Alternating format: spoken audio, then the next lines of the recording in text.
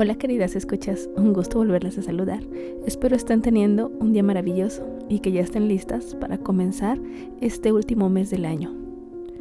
Yo continúo con la narración del fanfic Hermoso Fantasma, escrito por Ayame Dubraxo, narrado por Gisa Graham con su autorización. Capítulo 8.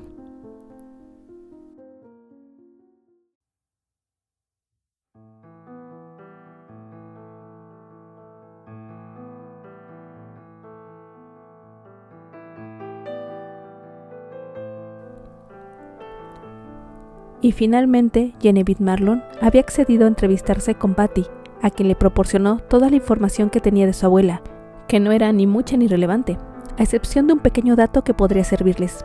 Este dato era que Susana, durante su vida de actriz, llevó siempre un diario donde relataba sus días en la farándula, y de los que prácticamente nadie supo en su tiempo. Genevieve, que los había encontrado en un baúl olvidado en el ático de la casa de su bisabuela, accedió a prestárselos a Patty, pensando que así finalmente comprenderían a su pobre abuelita y tal vez le rindieran un homenaje. Al leerlos, se hizo presente la admiración que la muchacha sentía por Terrence desde que lo conoció y sus vanos intentos por llamar la atención del gallardo británico a quien ella llamaba mi príncipe azul, pues eso justamente le parecía a ella. Se narraba en esas páginas la cantidad de ilusiones que la joven se hizo sola, a pesar de que el susodicho la ignoraba por completo, pues eso también lo describía ella. Él no me habla nunca, pero creo que me ha mirado de reojo un par de veces, y yo sé que es porque le gusto. Hoy me saludó, tan educado como siempre. Debe de ser porque está enamorado de mí, pero es muy tímido. Y así varios textos de la misma guisa, evidenciando que la chica había desarrollado una malsana obsesión compulsiva por el actor, llevándola al delirio de creerse sus propias fantasías. Sin embargo, las últimas páginas del último de los 10 diarios que había llenado con sus absurdas creencias de que Terry la amaba, pero no se atrevía a demostrarlo por caballerosidad y timidez, quedaban inconclusas. Solo había una nota final en donde decía que continuaría en un siguiente diario, pero no había rastro de tal. Esas últimas páginas eran justamente de cuando fue seleccionada como Julieta, y se declaraba en ellas que si no hubiese sido por la amable influencia de su madre con otro de los productores de la obra, que no era Hathaway, el papel se lo habrían dado a Karen. Pero ella jamás permitiría que ninguna otra interpretara ese papel junto a su Terry, que era Romeo. Nunca será de nadie, él es mío, declaraba finalmente. Al inicio de toda esta situación, cuando empezaron el proyecto, Steer había escaneado con rayos X cada rincón del inmueble para precisar los planos y medidas del sitio y localizar posibles grietas o fallas de la construcción que pudieran necesitar reparación. Y se había puesto a estudiarlos concienzudamente hasta hace poco, debido al cambio de decisión de Candy de restaurarlo a lo que fue cuando lo inauguraron. En este detallado estudio, el simpático arquitecto descubrió algunos días antes un recoveco en el sótano del sitio. Era un pequeño hueco en el piso de la esquina suroeste del profundo lugar. Allí había lo que parecía ser una caja mediana, pero al parecer era de plomo, pues no se podía adivinar el contenido. Alistair no había mencionado nada al respecto porque pensó que tal vez fuese alguna falla del escáner y no quería causar revuelo innecesario, pero se hizo acompañar de uno de los muchachos que trabajaban con él para ir a investigar personalmente. Llegaron al sitio exacto y levantaron las viejas tablas del piso, y encontraron efectivamente una caja de metal con cerradura, pero ni luces de las llaves.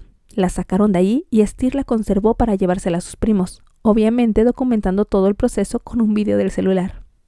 Cuando estaban en casa en la reunión de ese día para comentar sus avances, el pelinegro les contó a todos su hallazgo y les dijo que pensaba llevar a la caja con un cerrajero para que la abriera, pues tal vez había algo interesante en su interior.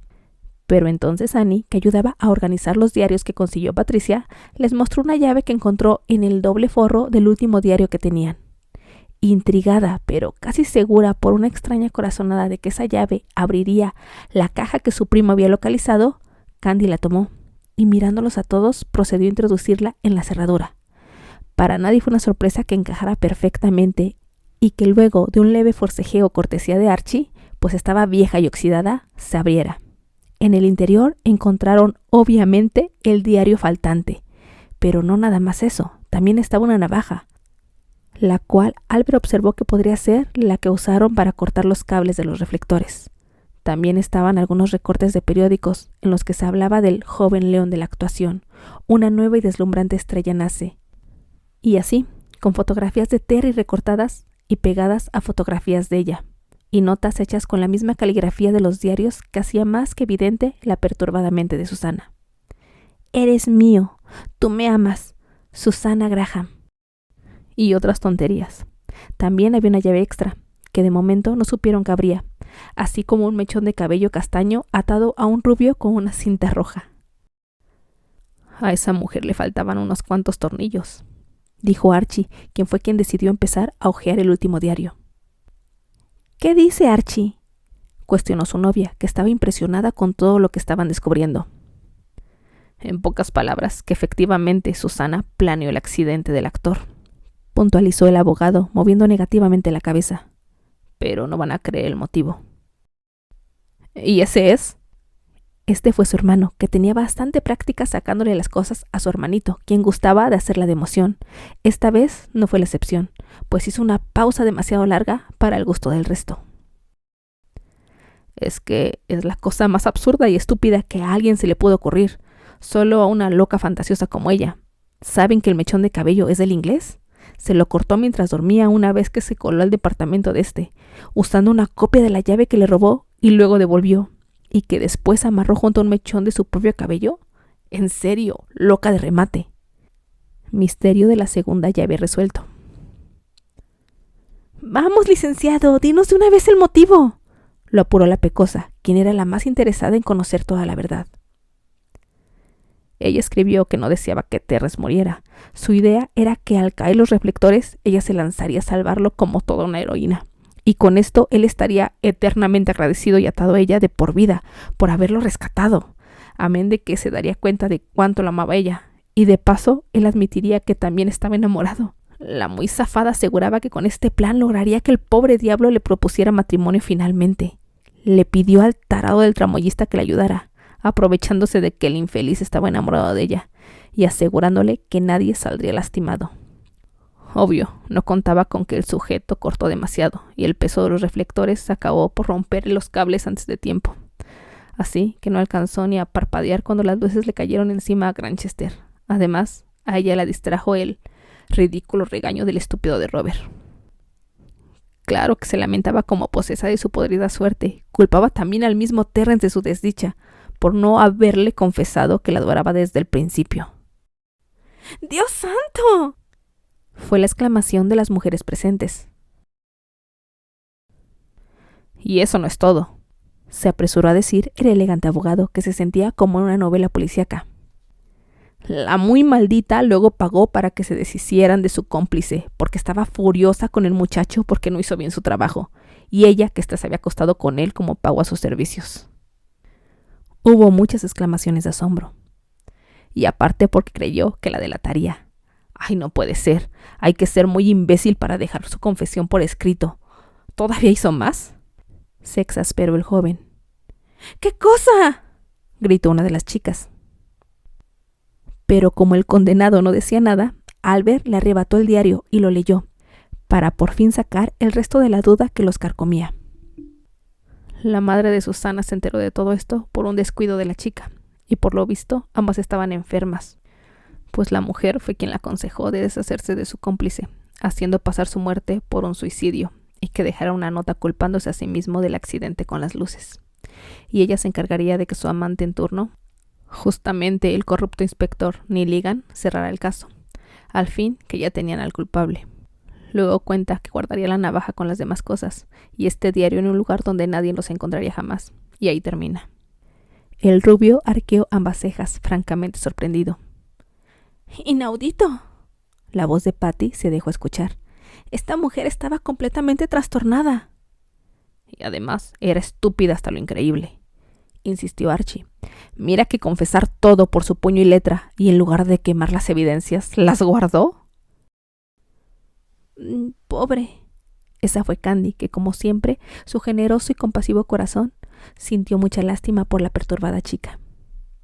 Al final, su propia conciencia la mantuvo en un infierno en vida, Ya ven que terminó sus días en un psiquiátrico, totalmente perdida en su mente y arrepentimiento.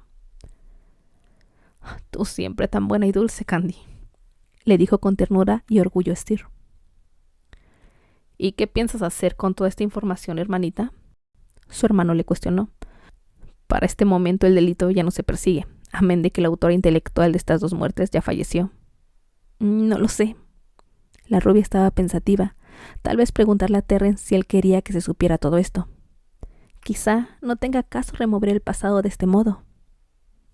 Pero recuerda que Clotilde, la madre de Susana, encima de todo esparció un horrible rumor sobre el pobre de Terrence. Además, creo que lo más justo para él sería que se supiera la verdad. O'Brien hizo notar esto. Su espíritu de periodista hablaba por ella. Sí, pero Karen, su amiga, siempre lo defendió, y me dijo mi madre que al final nadie creyó esa tontería. Agregó Mía. En todo caso, apuntó el arquitecto, siempre pragmático. Tu idea era saber la verdad tras las extrañas circunstancias, ¿no? Pues bien, ya las conoces.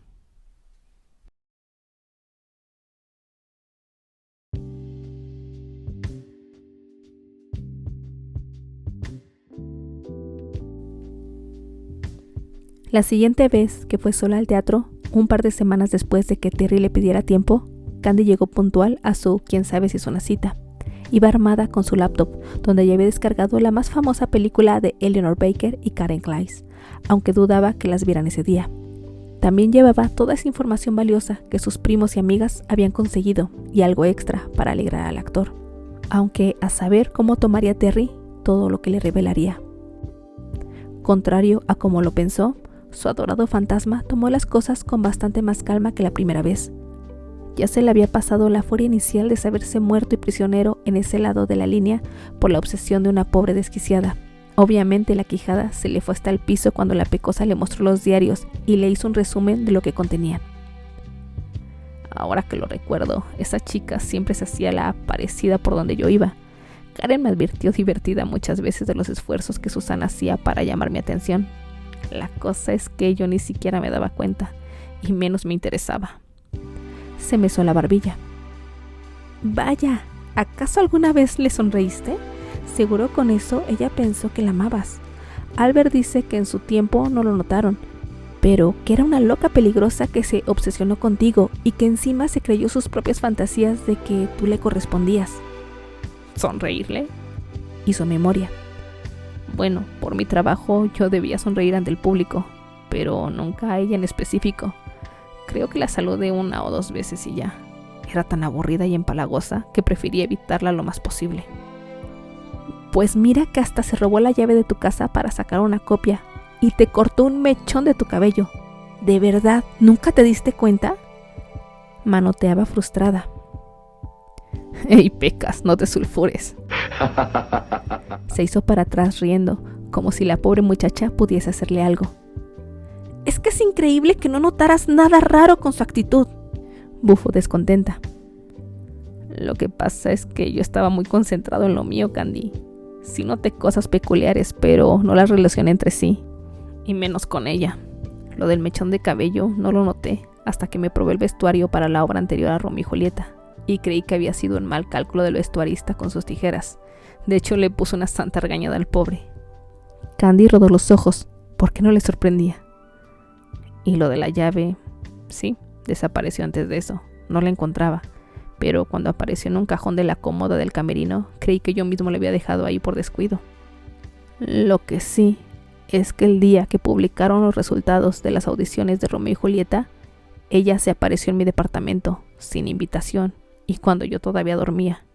Su pretexto fue que quiso avisarme antes que nadie que yo sería Romeo y ella Julieta. Su intromisión y atrevimiento me molestó muchísimo. Además, no era correcto que se metiera sin compañía en la casa de un caballero.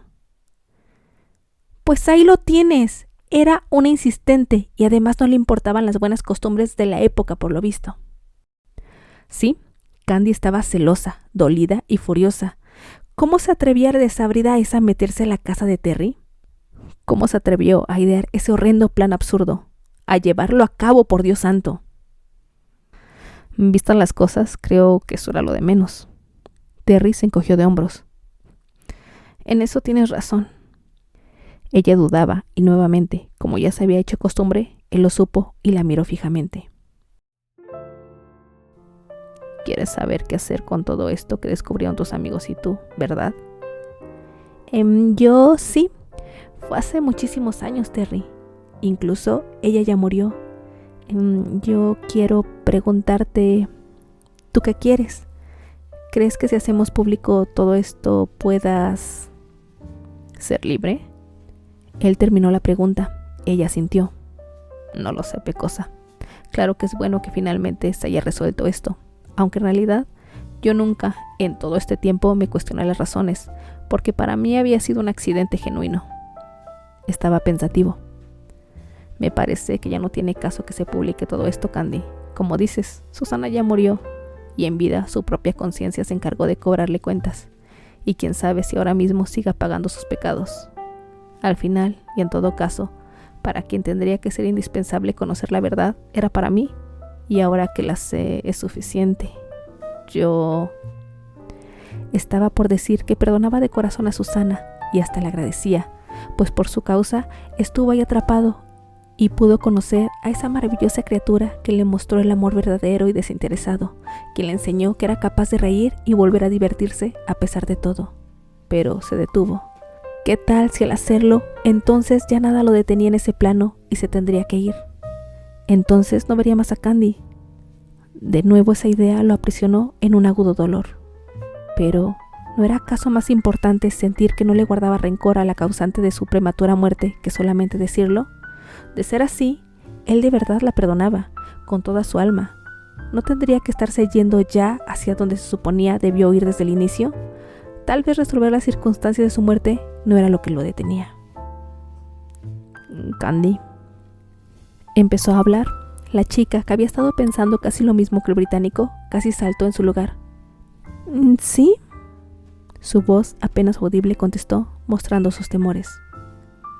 Creo que esto no es lo que me ha mantenido aquí todos estos años. Ella abrió grandes los ojos. Es que debería sentirme liberado al perdonar a Susana sinceramente. Ni siquiera tendría que decirlo, porque aquí está el perdón en toda mi esencia. Pero no es así. Además, aquí sigo frente a ti. Creo que debe de ser algo más. Continuará. Gracias por haberme escuchado y gracias a Yame por permitirme narrar su historia.